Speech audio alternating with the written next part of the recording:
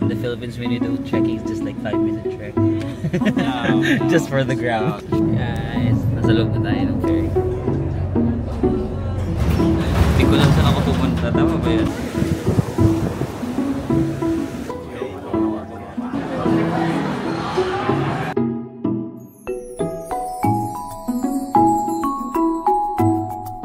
Hey guys, welcome back to my channel. So it's our last full day here in Australia kasi bukas ng hapon babalik na tayo punta sa Pilipinas. So nandito pa rin ako sa bahay ng aking auntie, kay Auntie Marieta. Yan, kaso pumasok na sa trabaho si auntie, so ako na lang. Saka yung mga anak niya rin pupunta rin sa work. So baka ako lang yung maiwan ngayon. So for today's video, I'm not sure kung makakapag-explore pa ako dito sa Brisbane, lakad-lakad. Pero kahapon pala na pinasyal ako ng pinsan ko tsaka yung girlfriend niya. Nagpunta kami sa Sunshine Coast. Hindi ako nakapag-intro. So ito muna yung aming mga ginawa kahapon. Roll VTR. Breakfast time, guys. I'm doing vlogging. You're vlogging. Morning.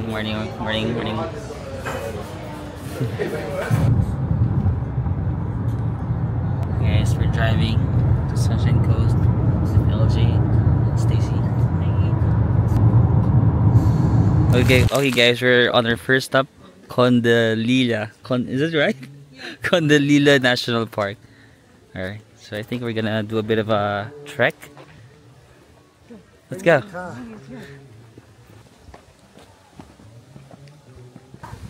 Is it a common thing in Australia, like families like hike during the weekend? Yeah. Just to get away. Yeah. You need to make sure you don't make a mess and you don't leave any rubbish on the ground because back in the sky.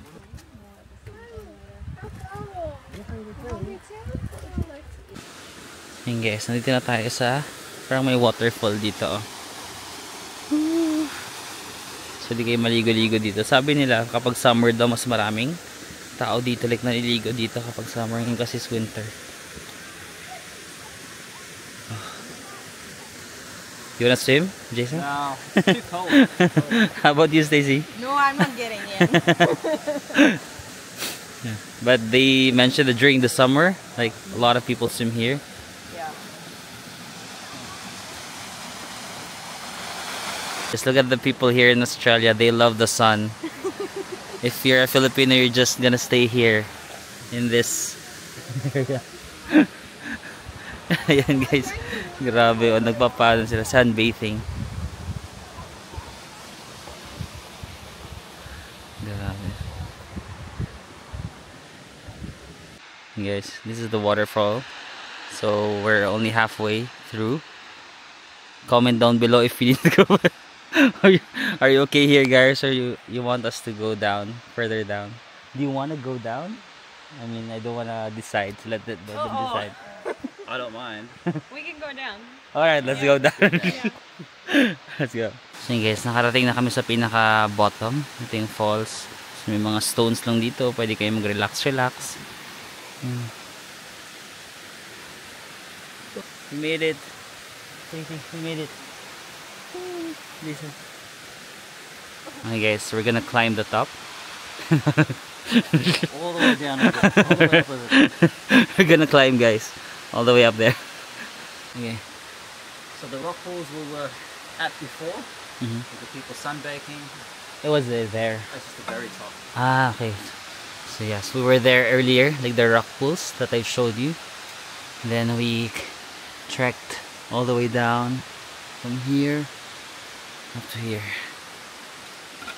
Hey guys, we're back here at the rock pool. We were there earlier, yung pinaka bottom part. So dito kami naglakad, no. Sinikot namin yan, punta kami sa baba.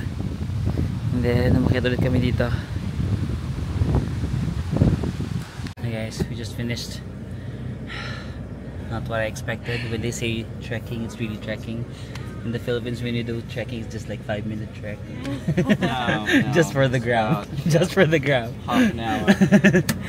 30 minutes to An hour. Yeah. or more. So guys, for our next stop, we're visiting a chocolate. Is it a factory? Chocolate house? Yeah. Store? Yeah. And then right beside it is a clock shop. But yeah, let's go to the chocolate store first. Tignan natin if may mabibili tayo. Or if we can try some chocolate drinks. Buy any 3 bags, get 14% off. 5 churros with melted chocolate. Oh wow. $15.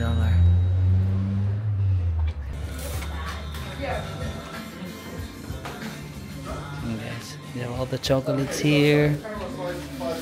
May truffle. Yan. Iba't ibang klase ng chocolate. Kayo na lang mamili. Oh, wow. Oh, okay. Ito daw guys. You put hot milk tapos i-ukayin mo lang. Madi-dissolve na yung chocolate. Ang galing. Meron din sila mga ito. Orange chocolate. Wow. Ay. A good thing, a bad thing. I don't know. Some more darker. I got to show you guys. So we bought some chocolates. So Stacy recommended this ginger. Is this the one? Is that the ginger? No, the macadamia. This is macadamia. This is they gifted this to me. Thank you guys. And this is the one I bought, like the ginger one. It will be our first time to try this. Yeah. So I'll let you know the taste later. Cheers. German style. Swiss, like beer can. And guys, we're going to a clock shop here. So tignan natin yung mga nila dito. Orasan. Oh. And guys, may mga ganito silang clocks. Oh, let's go. Watches. Oh, these ones. Yeah.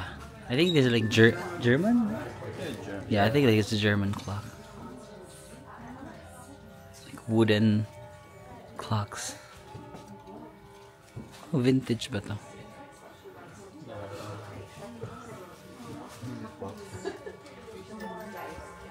Oh. Oh, that's cool. Music boxes.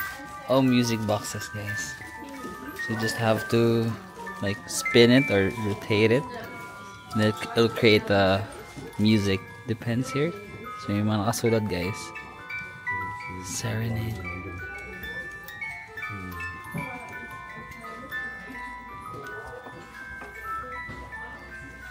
So, yesterday by the Beatles. What's the lyrics again? Yesterday. Is that it? Yeah. Oh, my tanta far. Is that it? That's the one. Oh, yeah. Ah, Stacy's here. Yun guys, itong mga malalaking clocks na to. This one's 11,500. 17. 17? Where? This one? 17,000. Okay guys, this is 17,000.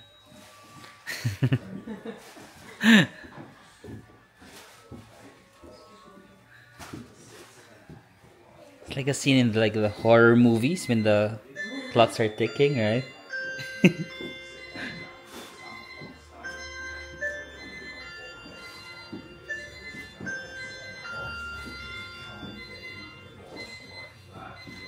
And guys, different types of clocks pa dito. So we called it cuckoo clock daw. Magkano dito? Ito mga 2,000 naman. 2,900. Almost $3,000. Pero parang magandang pang display sa bahay. Okay guys, next one. We're here at the lookout.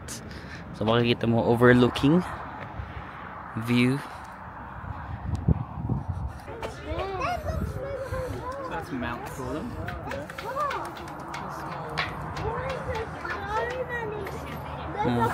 Here's the map. Yeah, so that's the Malini. So we're here, right? Malini? Mullaney. Just back there, behind us. First building. We were just in Montville. Montville. This is where we're going later on, Noosa Heads, which is just all the way Over over there? Okay. That looks far. Yep. And then Not that far. over there as well, there's little buildings. So we're gonna go visit there too. Okay. Also not Really? Yeah. Yeah. How long will it take us? Like the whole day? No, 30 minutes. 30 minutes? 30 minutes to get there. Really? It'll be a whole day going to Noosa and back.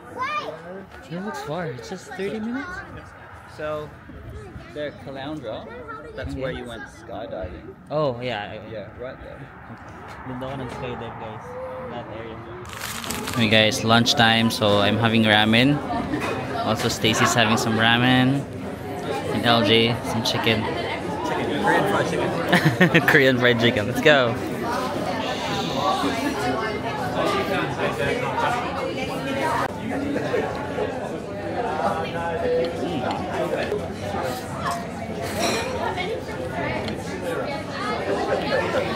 The meat is good.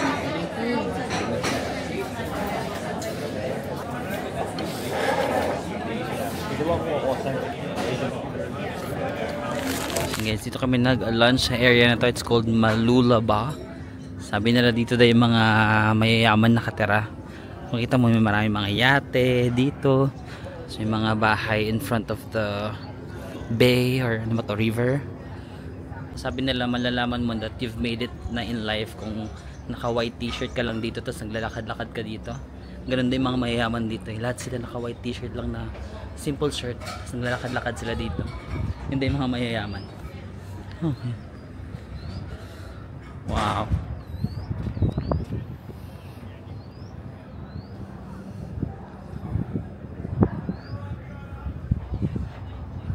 So the prices of these houses will range from around 2 to 3 million? More. More than that? Maybe $4 million? I don't know if in our lifetime if we can have that amount of money, but maybe in another life. So guys, dito kami sa Sunshine Beach. Tignan nyo, ang ganda ng sunset. Or naabutan ba namin or hindi na yan sunset? Grabe yung mga waves, oh. Yun guys, wala masyadong tao sa beach na to, oh. Pero may mga nagsusurf doon, oh. Tignan nyo, lakas ng alon.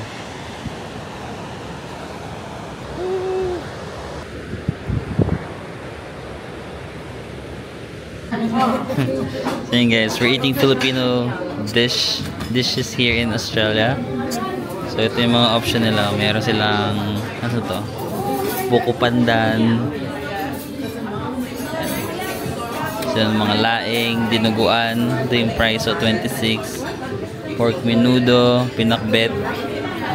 They have everything here. Adobo, Bicol Express. So yun guys, nag-order ako ng sisig. Tignan nyo, ang laki ng serving. Portion sizes. So good.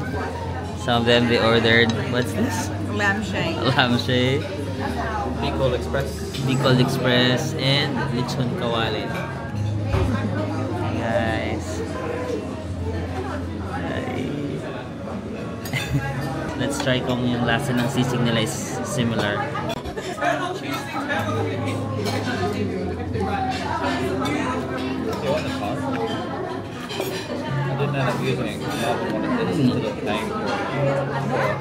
So yung sisig nila mas meaty,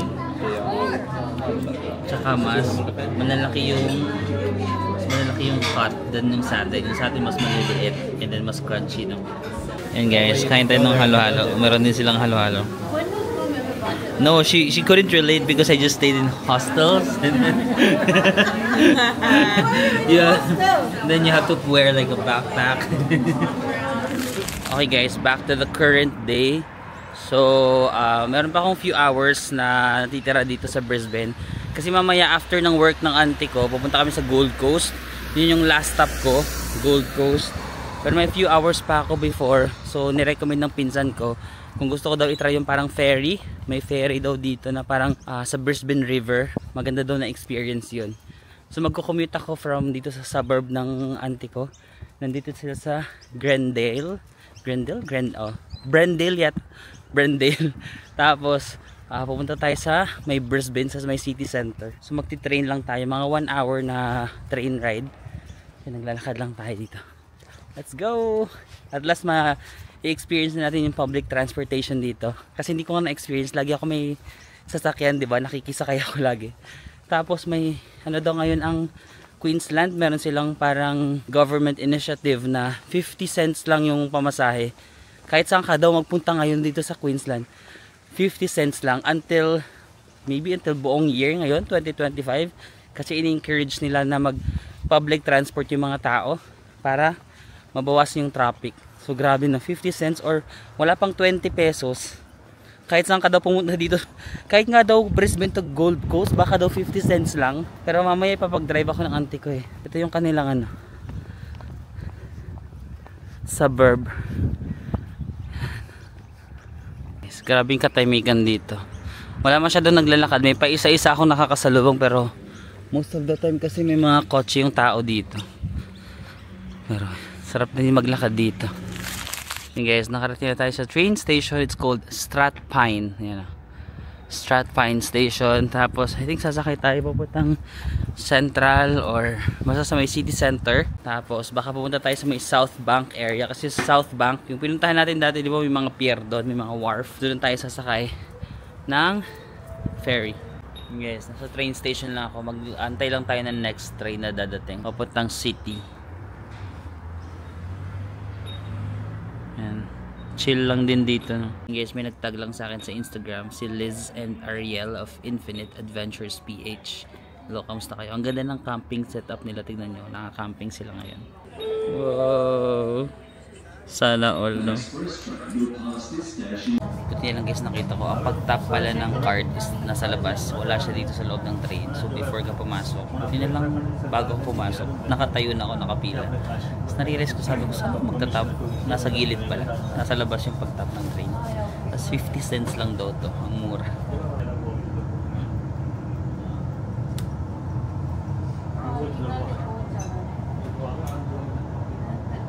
Guys, dumating na tayo sa Roma Station. So, katabi lang siya ng Central Station. Tapos hindi muna ako bumaba. Roma to. Sabi, transfer tayo sa South Bank.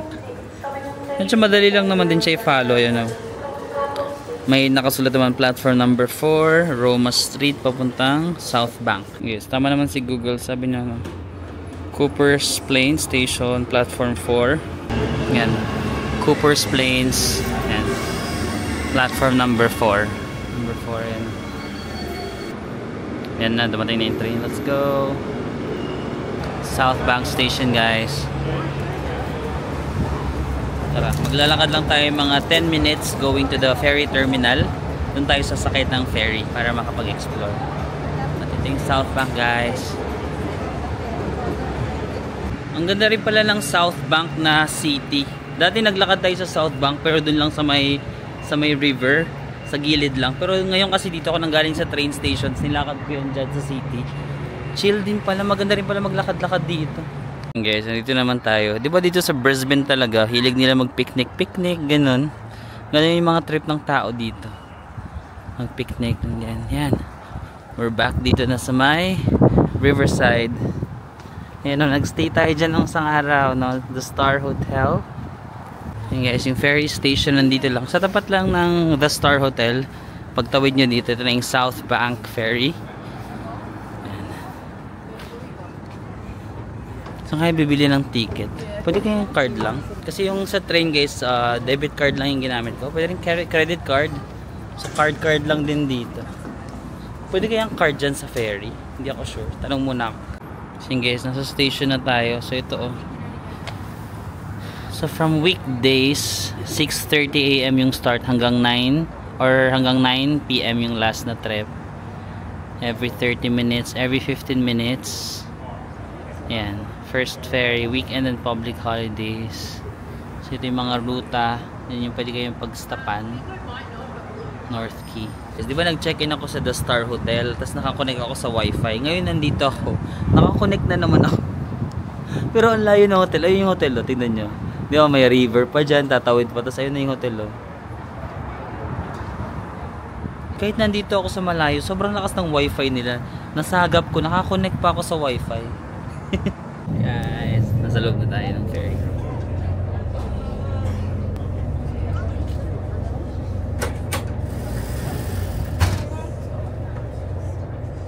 Magtatap ka lang din. Ito naman ang pagtatap niya nandito sa may ferry. Di ba kanina sa train ang nagtap ako? Parang sa labas ng train. Dito, nandito sa mismong ferry yung pagtap. Parang 50 cents lang din daw ito. Sobrang mura. Guys, ang relaxing lang itong ano na to, ferry ride. Makikita nyo, ito yung ano, Kangaroo Bridge, no? Yung dinaanan natin ng isang araw. Makikita mo lang yung mga magagandang bahay dito. Highly recommended pag punta nyo sa Brisbane, gawin nyo to. 50 cents lang, di ba? Sobrang mura lang. Paka-relaxing, maiikot nyo yung Brisbane City. Siyempre dito lang sa may river, yung river area, makikita nyo lahat ng establishments, gano'n. Saka nakaka-relax siya. So guys, ito pala yung mapa ng Queensland. So ito yung Brisbane, no? Nandito tayo. Tapos yan, sikat itong Gold Coast. Lagi natin naririnig yung Gold Coast. Yung pinuntahan namin ng mga pinsan namin is yung Sunshine Coast. Ayan, Sunshine Coast, Brisbane. Ito yung Gold Coast. Sikat din tong Byron Bay. Ayan.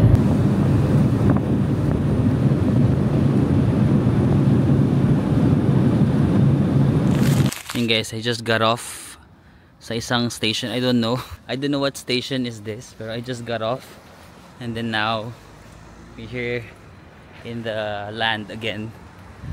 So baka mag-bus naman ako. Mag-bus naman tayo papuntang city para ma-experience natin lahat ng modes of transportation. Train, ferry, ngayon magbabasa ka papuntang city. Ganun lang yung trip natin dito. Ayan, ito yung bus stop yata. Hindi ko lang saan ako pupunta. Tama ba yan? Basta bus 196, sumakila ko ng bus, tapos bahala na, laban na. Convenient ng transportation dito. Basta ano siya, parang 4D yata yun, kasi parang nasa movie ka na ba? Part ka na ng movie. Pero outdoor yun, ante? Hindi, indoor. Hi! Hi guys, hi Kili. Say hi. Hi guys. And back to them guys. Dito kami sa Gold Coast.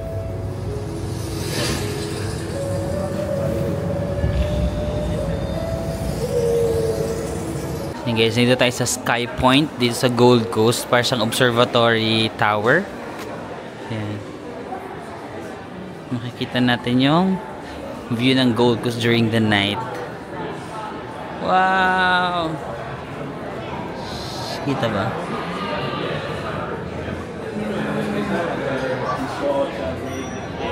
Yan guys, meron dito silang restaurant din sa taas. Pwede kayong kumain. 40 AUD yung entrance. Pero parang after 6 PM yata, 10 na lang, $10. Maganda rin daw dito pag umaga kasi kita mo yung beach. Pero ito naman gabi, mga buildings at ilaw yung makikita mo. Yan guys, yung beach kita natin dito. Wow! Anti binagyo daw yung Gold Coast, sabi ng ano. Oo, binagyo. Tapos,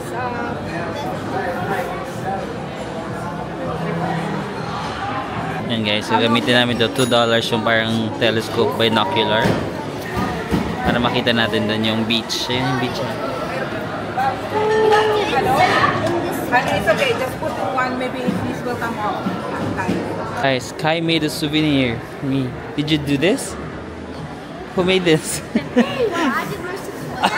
Okay, Kaylee and Kai, okay. his idea first. Yeah, but I paid for it. You paid for it? Okay, okay. It's a group effort. Group effort. The group effort. And then I picked it up from her. Oh, you picked this. Are you giving this to me, Kai? Thank you so much, guys. I got a souvenir. Thank you.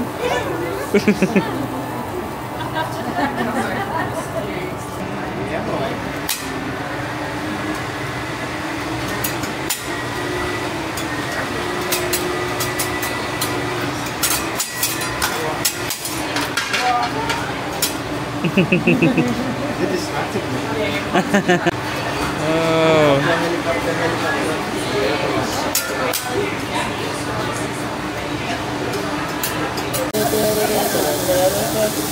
Where's Daddy? Daddy's here. Daddy, you can't have them. No, I know. I'm not going to touch them. That's ginger with seafood. They'll get soy sauce in it. Yeah. Okay, I want you to put your hands up for everyone. I want you to clap with the beat, okay? Okay. Clap, clap, clap, clap, clap, clap, clap, clap, clap, clap.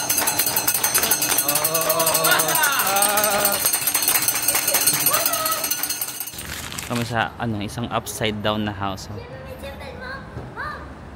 Oh, kasi hindi pa yata sila open, pero ganito yung magiging itsura mo. Parang meron din ganito sa Philippines pero hindi ko pa na-try. Hi, Kaya and his energy. Kaylee. 200% energy. Hey, hey, hey. Go, go, go, go, go. Guys, we're here sa Currumbin Beach dito sa Gold Coast. Ang ganda ng beach, oh.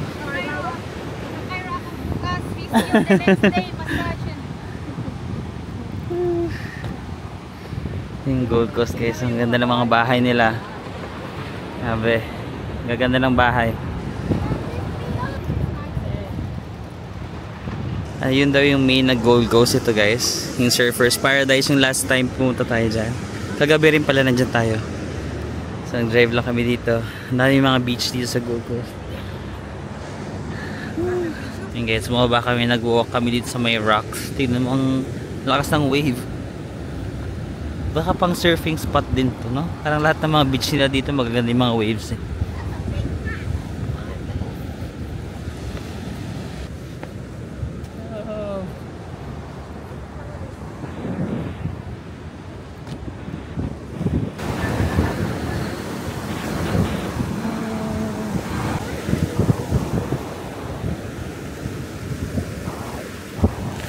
Okay guys, that is the end of our 30 plus days here in Australia. So nandito ako sa Melbourne Airport. Pero actually yung last stop ko was Gold Coast. So from Gold Coast, nag-fly pa ako Gold Coast to Melbourne. And then Melbourne back to Manila. Kasi ang nakuha kong flight is Cebu Pacific, di ba, naka-sail sa Melbourne.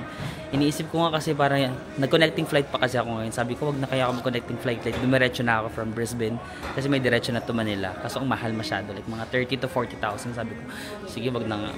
Magka-connecting flight na lang ako. So ngayon, dito na ako sa Melbourne. So nag-fly ako from Gold Coast to Melbourne. Ngayon nandito na ako. And then muntik ko na makalimutan. Meron pala akong tax refund dahil sa bumili tayo ng iPhone 16 Pro, di ba? Tapos meron akong refund na mga around 8,000 pesos. So saan nyo ba makikita ang refund counter? Pagkatapos nyo mag-check-in, tapos papasok kayo sa immigration. Pag nakalagpas na kayo ng immigration, tsaka nyo palang makikita yung refund counter. So ayun, kakatapos ko lang doon sa immigration, tapos pakita ko sa inyo para mas ma-visualize nyo. So dito yung immigration area, kakatapos ko lang. Kasi ito yung duty free, no? Yan, duty free. Tapos papuntahin sa mga gates nyo. Before kayo pumasok sa duty free, meron nakasulat dito, Tourist Refund Scheme. So dito tayo pupunta. Tourist Refund Scheme. Let's go.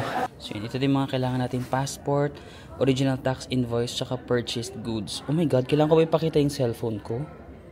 Wait lang, kukunin ko yung phone ko. Guys, natapos na yung ating GST refund process. Medyo mahaba yung pila, so make sure na nandito kayo like hours before your flight. Kasi kapag 30 minutes before your flight, hindi na nila i-accept yung inyong request. So dapat medyo agahan nyo na lang. Ano ba yung mga kailangan nyong dalhin? First is yung inyong passport.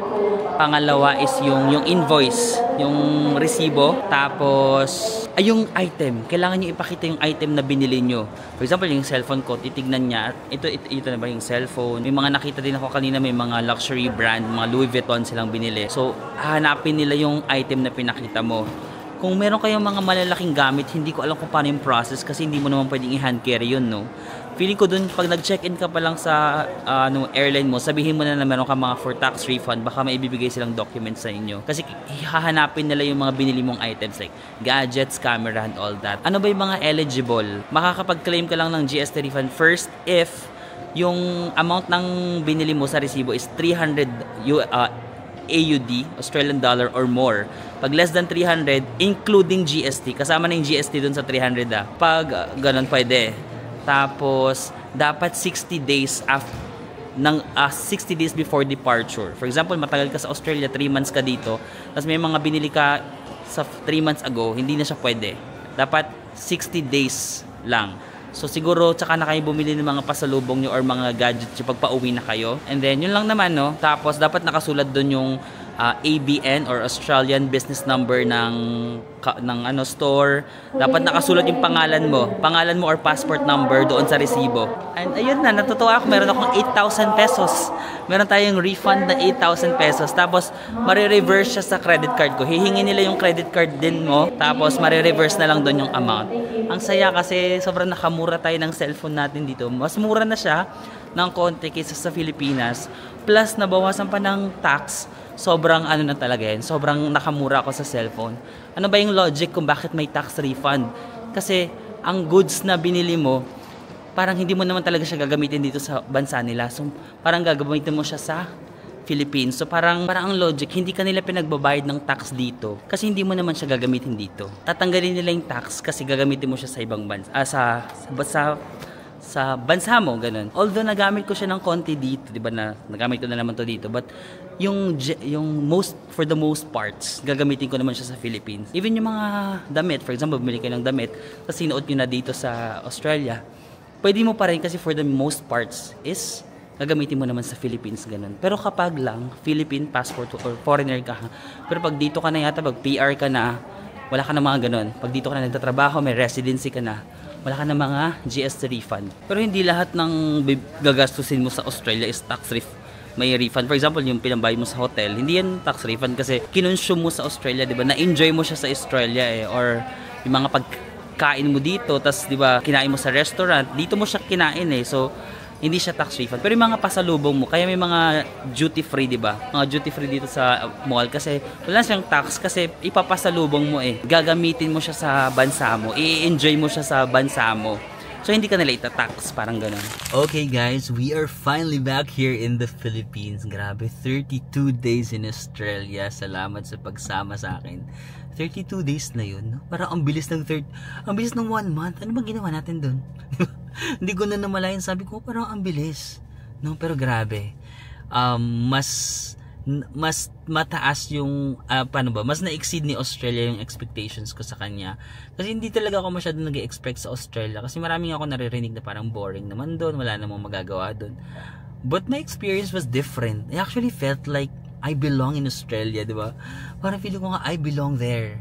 Kung hindi lang talaga ako nagko-content creation, i-consider ko na mag-Australia talaga. Kasi I don't know, I just love yung quality of life na meron sila doon. Wait lang, may kotse sa harap ko. Bakit ka nag-park naman dyan, kuya? Tinitignan mo ba ako? Nakatint kasi yung kotse niya, hindi ko alam kung bakit siya nag-park sa harap ko. Okay, nako-conscious ako kasi nakatint yung kotse na. Tinitignan ba nila ako dito or what? Hindi ko nakikita yung nasa loob. But nasan na ka? Ayun, it was a beautiful country. Gusto ko yung quality of life. Gusto ko yung mga tao, no? Ang hilig nila makipag-usap, ang hilig nila bumate. Parang ang ganda ng community na may ganun na parang may hilig ka makipag-usap. Alam mo yun, parang mayroong sense of belongingness doon sa Australia. 32 days. Ano ba yung mga questions nyo? Ano yung pinaka-favorite ko? Lagi nagtatanong, okay, anong state yung favorite mo? Ang hirap kasi sagutin ng ganung, anong state? Kasi bawat state, iba-iba yung iba-iba yung atake, iba-iba yung charm nila, iba yung binibigay. Hindi mo kasi siya ma-compare ng apples to apples kasi hindi naman sila pare-parehas, no? So parang ang hirap kasi may mga states na or may mga cities na lamang sa ganito, pero yung ibang city naman lamang sa ibang aspeto. So parang ang hirap. Pero kung mag-work ako, if ever magtatrabaho ako, saan ba ako?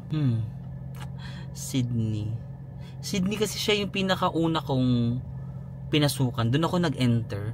So iba talaga yung, alam mo, iba yung dating niya sa akin kasi doon ko nakita lahat Sydney ba? Melbourne naman parang feeling ko pwede rin kasi feeling ko mas may buhay, mas maraming tao. Baka Melbourne, sige. Kung magtatrabaho ako, baka Melbourne kasi parang doon yung mas maraming tao. Parang feeling ko during my off, mas marami akong pwedeng makilalang friends. Kasi parang feeling ko wala pa naman ako sa stage ng life ko na parang gusto ko na mag-settle. Like Canberra. I love Canberra. Don't get me wrong. Pero parang feeling ko wala pa ako dun sa stage ng life ko na gusto ko mag-settle sa ganong katahimik. Siguro kung meron na akong pamilya and then gusto ko ng may peace of mind, okay yung Canberra, no? Pero parang feeling ko baka Melbourne. Pero Brisbane din kasi. Parang gusto ko rin yung Brisbane. Hindi lang ako masyadong nakapag-detailed vlog sa Brisbane kasi nga kasama ko yung mga auntie ko, yung friends ko, mga pinsan ko. So, hindi ko na ipapakita sa inyo pero parang feeling ko may work-life balance ang Brisbane. Sa park, maraming nakatambay sa park. So, I think kung may family ka rin, parang ang ganda tumira sa Brisbane. I think may balance sila ng city tsaka yung beach. Parang feeling ko pinakamagandang beach is sa may Queensland. So far, hindi pa naman ako nakapunta sa ibang state. Pero sa mga pinuntahan ko, ang ganda ng beach sa Queensland. Ang mahirap kasi parang feeling ko kahit sana ko ilagay na city, kaya kong mabuhay. Alam mo yun, kahit sa Adelaide ako mapunta, very laid back. Parang feeling ko sa Adelaide, maghahanap na lang ako ng mga friends doon. Feeling ko mas may connection. Kasi mas hindi busy yung mga tao sa Adelaide. So feeling ko mas may time sila makipag-connect sa'yo. So siguro ganun na lang, para hindi ako masyadong mabore. Maghanap na lang ako ng mga friends doon. Feeling ko kaya ko rin mabuhay sa Adelaide. Sa Brisbane, kaya ko rin Gold Coast. Parang kahit saan. Kayo na mag-decide, oo. Feeling ko nga, nasa sayo naman yung kahit saan ka naman ilagay. Sabi ko nga, kahit saan ka ilagay, may choice ka na maging masaya doon. Parang may choice ka na parang gumawa ng something para hindi ka masyadong malungkot, like ilibang mo yung sarili mo. Pero yun lang naman guys, gusto ko lang talaga magpasalamat sa inyo. Sobrang thank you sa pagsuporta sa akin sa travel ko sa Australia. Grabe yung response na nakuha sa inyo. Like, hindi ko in-expect. Sabi ko nga, shocks, parang ayoko yata mag-travel ng 1 month sa Australia. Baka mabore yung mga viewers ko. Parang 1 month. Anong gagawin ko ng 1 month? But, sabi ko nga, iba-iba kasi yung binibigay na charm ng bawat city, ng bawat state. So, parang hindi rin ako nauubusan ng parang, yung marami pa rin ako parang wow, nagaganon pa rin ako. Hindi siya nagiging boring kasi iba-iba yung charm, iba-iba yung naibibigay ng bawat state. And I hope that you will also consider traveling to Australia. Kung hindi man doon tumira, mag-travel, no? Parang, ang ganda pala ng Australia. Hindi ko alam na magiging ganun ko siya. Parang naging favorite ko siya. Isa sa mga favorite ko na ngayon yung Australia. Kaya sabi ko nga, gusto kong bumalik ulit doon ng ibang season. So hopefully makabalik tayo sa ibang season. Tapos may mga ibang places pa akong gustong puntahan doon. Parang hindi pa ako tapos, di ba? I'm not yet done with you, Australia. For sure, babalik ako sa Australia and gusto ko pa mag-explore ng iba pang mga places doon. Okay, regarding sa budget, ang hirap kasi ibigay ng actual budget kasi yung ibang cities, for example sa Brisbane tsaka Gold Coast, parang wala akong nagastos doon. Kasi kasama ko yung mga auntie ko, tapos kasama ko yung mga friends ko, sila talaga yung nagbabayad doon. So wala akong masyadong nagastos sa Brisbane, kaya hindi ko maibigay sa inyo yung total na budget. Pero i-estimate na lang natin. Sa Sydney, di ba binigay ko sa inyo yung nagastos sa Sydney? Nasa mga 50,000 sa Sydney. 8 days tayo doon. Sa Canberra, wala naman din ako masyadong ginastos sa Canberra. Yung bus lang. Siguro sa Canberra, sabihin natin 8,000 yung nagastos ko. Or baka wala pa nga 8,000. Siguro 8,000. So 58,000. Sa Melbourne, feeling ko sa Melbourne, 50,000 plus yung plane ticket ko Canberra to Melbourne. Sabihin mo na lang 660. Sa Melbourne siguro mga 60,000. So 50 plus 60. Nahirapan na tuloy ako.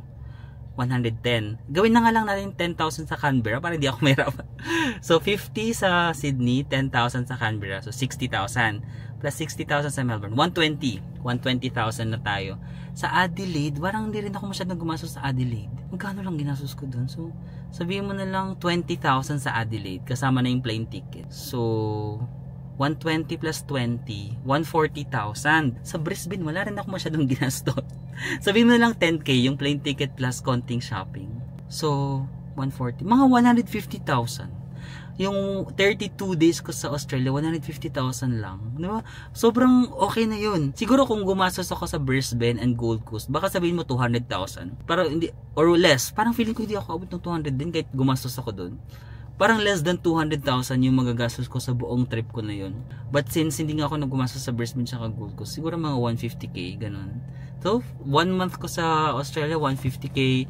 Ayun lang talaga, you just really have to budget yourself. Sabi ko nga, traveling doesn't always have to be expensive. Kasi expensive doesn't always expensive doesn't always mean experience, di ba? Minsan kasi parang feeling natin kailangan natin gumastos to experience. But ako, naniniwala talaga ako na sometimes yung mga mura kong gastos, like yung mga murang hostel ko, minsan doon ako nagkakaroon ng mga memorable experiences noon, mga nakikilala kang friends, yung mga grocery mo sa Coles, pag binabalikan ko yung video ko, parang doon ako tawang-tawa, parang, alam mo yung parang, feeling ko, minsan kasi parang feeling natin pag magta-travel, kailangan sobrang garbo. But we have different personalities, we have different perspectives in life. But yung take ko talaga doon, you don't always need to spend more to get experience. Sometimes yung mga simpleng experiences mo, yung mga murang experiences mo, yun pa talaga yung mas tumatatak sa'yo at yung nagbibigay pa ng mas meaningful na experience sa trips mo. No? So, yun lang naman. So, sorry, hindi talaga ako makapagbigay ng actual kasi nga may mga lugar na hindi ako yung gumastos. But yun lang, gusto ko lang talaga magkaroon ng proper outro. Hindi na ako nakapag-outro kahapon nung isang araw kasi sobrang pagod na ako sa pagod na ako sa plane. Like, sabi ko gusto na magpahinga. But yeah guys, maraming salamat ulit sa pagsama. Nagpagupit pala ako today guys. Diba? Mas shorter hair. So yan guys, maraming salamat. I'll see you again on our next country. Bye!